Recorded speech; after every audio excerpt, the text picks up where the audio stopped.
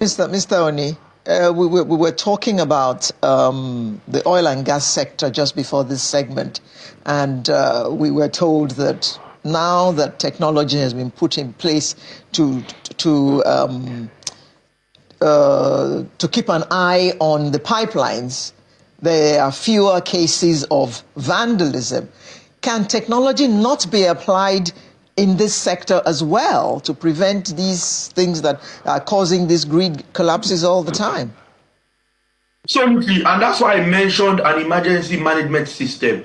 Technology does play a role in an EMS. It's technology, it's also the human factor. Letting the people in that environment know that they have a stake in that infrastructure. Because technology alone would not solve problems, because they are enablers and human beings are behind technology. That's why you find out that the worst haste in the world are technology driven. So if you have technology and you do not have the human interface, and you do not play that role, that's why technology, AI, artificial intelligence will not work without having some form of human interface, programming and all of that. So I think that technology will begin to play a role, and like I did mention, they've started to put an EMS in place. It's now whether the guys who are supposed to work alongside that technology do what they're supposed to do, and whether there's proper monitoring, checks and balances. That's what we expect in the power sector, and hopefully in the coming year, this year, the minister and everyone else working, and state governors